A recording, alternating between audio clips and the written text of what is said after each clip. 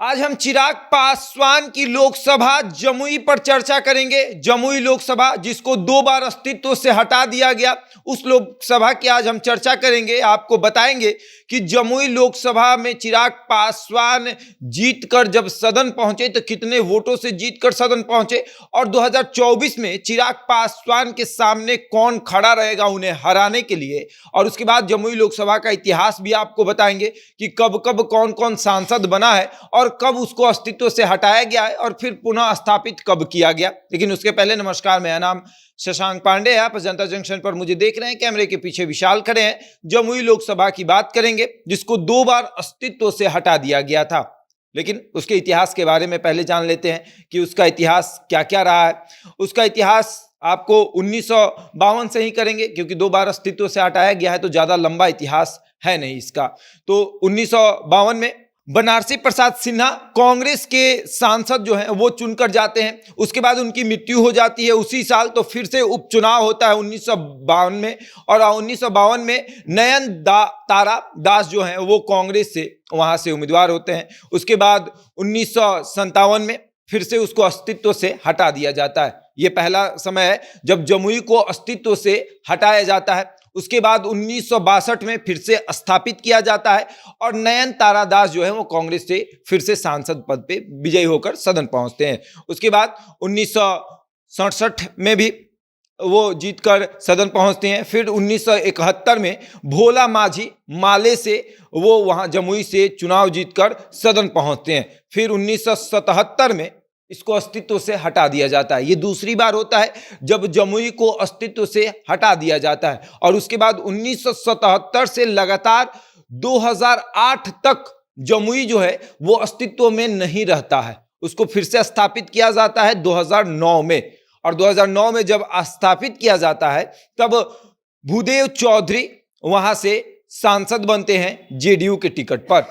भूदेव चौधरी चुनाव जीतकर सदन पहुंचते हैं जेडीयू के टिकट पर। और 2014 में तो आपको पता ही है कि मोदी लहर आता है और चिराग पासवान वहां से उम्मीदवार होते हैं और चिराग पासवान चुनाव जीत जाते हैं। फिर 2019 में भी चिराग पासवान वहां से चुनाव जीतते हैं। ये तो इसका इतिहास रहा है। देखा आपने किस तरीके से 2 बार जमुई को अस्तित्व से हटाया गया था। लंबा इतिहास तो है नहीं, लेकिन अब हम आपको बताएंगे कि 2014 और 2019 में चिराग पासवान के सामने कौन था, चिराग पासवान को कितना वोट मिला और उनके विरोधी को कितना वोट मिला। 2014 का जिक्र कर लेते हैं। 2014 में चिराग पासवान को 2,85,354 वोट मिला था और उनके जो विरोधी थे वो राजद के थे, सुधांशु शेखर भास्कर। उनको वोट मिला था 1,99,407 वोट, यानी कि 85,947 वोट से जो है चिराग पासवान जीते थे। सुधांशु शेखर को हराए थे वो। और उसके बाद 2019 की बात कर लेते हैं। चिराग पासवान को वोट मिला था 5,29,134 वोट। वहीं उनके विरोधी इस बार उपेंद्र कुशवाहा की पार्टी के रहते हैं, रालोसपा नाम रहता है उपेंद्र कुशवाहा की पार्टी। जब उपेंद्र कुशवाहा महागठबंधन से अपने प्रत्याशी को उतारते हैं तो रालोसपा के वहां पर रहते हैं भूदेव चौधरी, जो कि 2009 में जेडीयू के टिकट पर चुनाव लड़े रहते हैं। उसी भूदेव चौधरी को उपेंद्र कुशवाहा अपनी पार्टी में शामिल करते हैं और वहां से चुनाव लड़ाते हैं। भूदेव चौधरी को वोट मिलता है 2,88,085 वोट। अब उसके बाद जान लीजिए कितना वोट से हार हुआ था। 2,41,049 वोटों से भूदेव चौधरी चुनाव हार गए थे। और अब 2024 की लड़ाई में कौन कौन है। जमुई लोकसभा, सबसे पहला नाम तो आपका जब भी जमुई लोकसभा का आपके सामने आता होगा, आपके मन में आता होगा कि चिराग पासवान तो वहां से चुनाव लड़ेंगे ही लड़ेंगे। और चिराग पासवान ने इस बार कह भी दिया कि मैं जमुई में जवान था तब आया हूं और यहां से बूढ़ा होकर जाना चाहता हूं, यानी मैं यहीं से चुनाव लगातार लड़ते रहूंगा। यानी चिराग पासवान ने सिग्नल दे दिया है कि मैं जमुई से चुनाव लड़ूंगा। और अगर चिराग पासवान जमुई से चुनाव लड़ते हैं तो एनडीए मतलब फिट हो गया कि एनडीए में चिराग पासवान है और एनडीए का सीट जो है वो चिराग पासवान के पास जमुई का जाएगा, तो एनडीए की तरफ से चिराग पासवान सेट हो गए। अब आते हैं इंडिया गठबंधन। इंडिया गठबंधन में कौन उम्मीदवार होगा।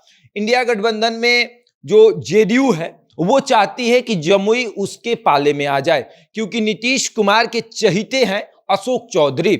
और अशोक चौधरी जमुई लोकसभा से तैयारी कर रहे हैं, अपनी फील्डिंग कर रहे हैं। लगातार नीतीश कुमार भी अशोक चौधरी का पीठ थपथपा रहे हैं कि आप आगे बढ़िए, हम आपके साथ हैं।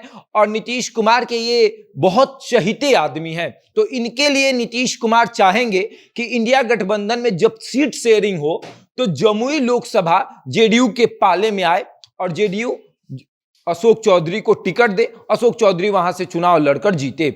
और अब उसके बाद दूसरी तस्वीर आप देख रहे हैं, ये श्याम रजक की तस्वीर है। पहले लालू यादव के करीबी, कुछ दिन तक नीतीश कुमार के करीबी और फिर से अब लालू यादव के करीबी। श्याम रजक भी चाहते हैं कि उन्हें टिकट दिया जाए, वो भी फील्डिंग कर रहे हैं, वो भी लगातार जमुई में जा रहे हैं, जमुई के लोगों से मुलाकात कर रहे हैं और अपने आप को मजबूत कर रहे हैं। और तेजस्वी यादव इनके लिए फील्डिंग कर रहे हैं। अब तेजस्वी यादव ये चाहते हैं कि गठबंधन में जब सीट शेयरिंग हो तो जमुई उनके पाले में चल जाए। अब नीतीश कुमार चाहते हैं कि जमुई जेडीयू के पाले में जाए और लालू यादव और तेजस्वी यादव चाहते हैं कि जमुई राजद के पाले में जाए, क्योंकि लालू यादव के करीबी श्याम रजक को टिकट देना है और इधर नीतीश कुमार के करीबी अशोक चौधरी को टिकट देना है। अब यहाँ असमंजस की स्थिति है कि भाई किसको टिकट दिया जाए। एनडीए में तो लगभग तय है कि चिराग पासवान उम्मीदवार होंगे, लेकिन इंडिया गठबंधन में अभी तक ये तय नहीं हो पाया है कि उम्मीदवार कौन होगा। एक तरफ नीतीश कुमार अशोक चौधरी को लेकर आगे बढ़ रहे हैं, तो दूसरी तरफ तेजस्वी यादव और लालू यादव श्याम रजक को लेकर आगे बढ़ रहे हैं। अब देखते हैं क्या होगा 2024 में, क्या वाकई में अशोक चौधरी को टिकट दिया जाएगा या श्याम रजक को। लेकिन उम्मीदवार यही है तीनों, एक हैं चिराग पासवान, दूसरे हैं अशोक चौधरी और तीसरे पर हैं श्याम रजक। अगर अशोक चौधरी को टिकट नहीं मिला तब जाकर श्याम रजक को टिकट मिलेगा, और नहीं तो अशोक चौधरी पहले नंबर पर है। बहरहाल इस खबर में इतना ही। बने रहे हमारे साथ और देखते रहें जनता जंक्शन।